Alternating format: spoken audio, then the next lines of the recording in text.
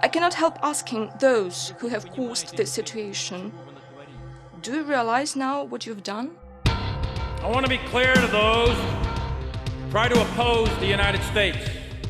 I want to be clear to those who wish to do us harm. We'll stop you, and we will beat you harder than you've ever been beaten before. Make no mistake about that. In the last year, I have issued more than 10 emergency alerts dealing with the deteriorating situation, not just in the Middle East with Syria, but also with Ukraine bordering Russia. I've been following the statements coming out of the Kremlin and out of the Russian Defense Ministry. I've been following the statements out of the Pentagon and out of our Congress. I have been following the statements of top geopolitical analysts, journalists, and others.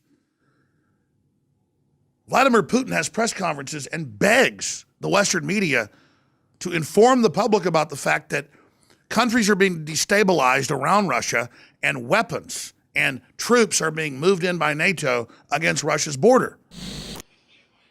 It's only you that they tell these fables and you buy it and spread it to the citizens of your countries.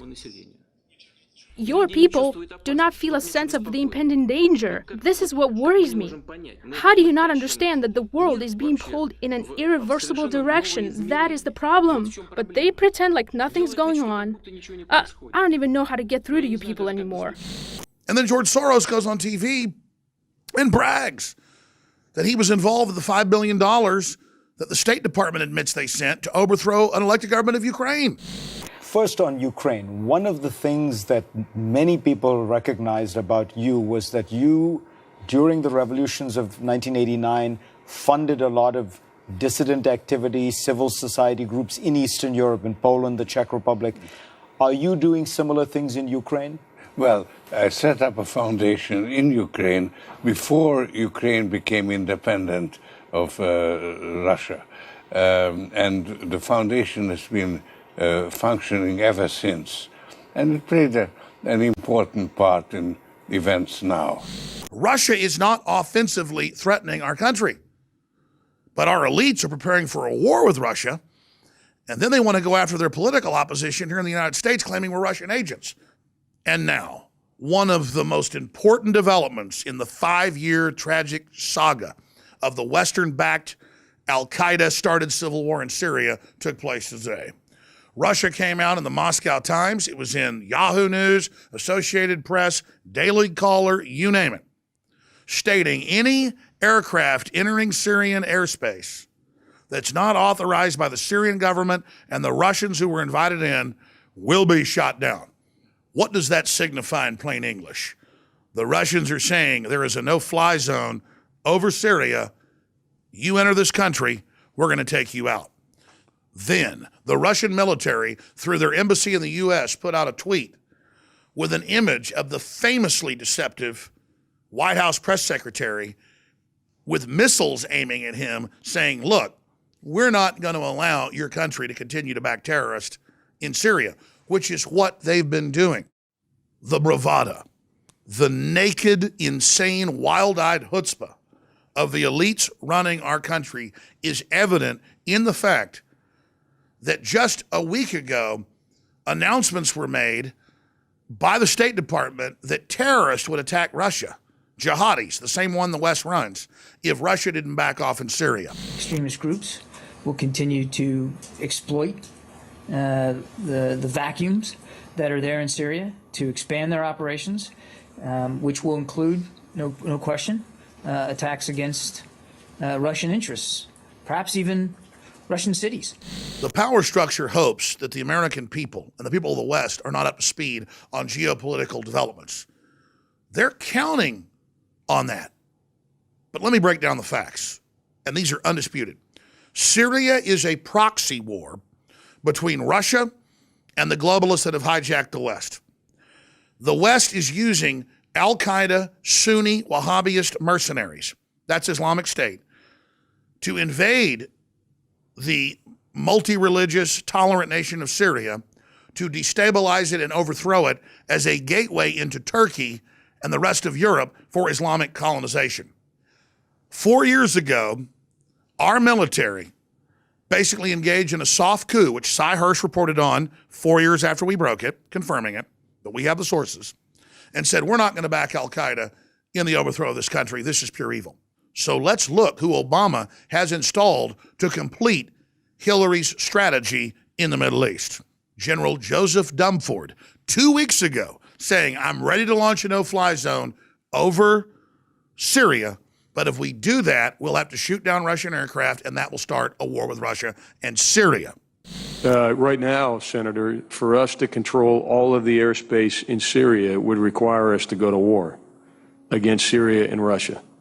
Here's what the Army Chief of Staff, General Mark Milley, had to say just 2 days ago. I want to be clear to those who try to oppose the United States. I want to be clear to those who wish to do us harm. I want to be clear to those around the world who want to destroy our way of life and that of our allies and friends.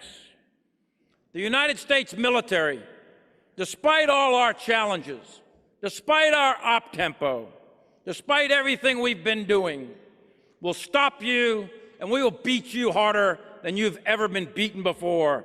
Make no mistake about that. We'll beat you harder than you've ever been beaten before. He says, get ready for a war as big as World War II. What comes after 2? 3. So in summation, it's very important, not just for our viewers and listeners to listen and listen very, very clearly and research what we've laid out here today, these facts that are irrefutable.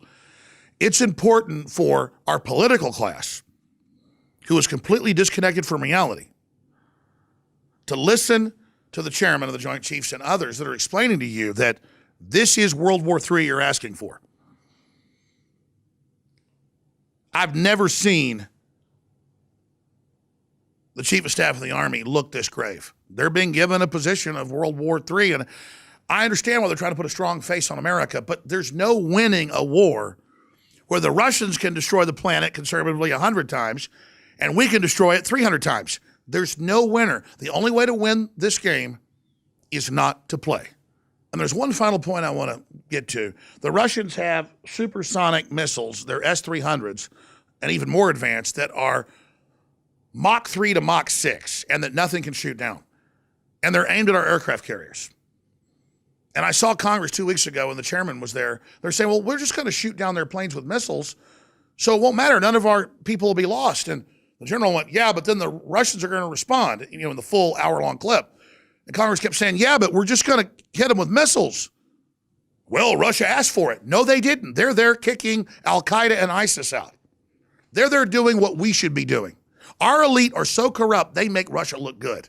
And that's shameful. America needs to wake up out of its coma before you finally wake up because you live outside a major city and weren't killed immediately by the 1,000 megaton hydrogen bomb that goes off at 1,000 feet airburst above your house. Everyone in history thinks they're immune from wars till it happens. Non-military combatants that weren't even in the crosshairs in the 20th century number at over 260 plus million from democide, death by government.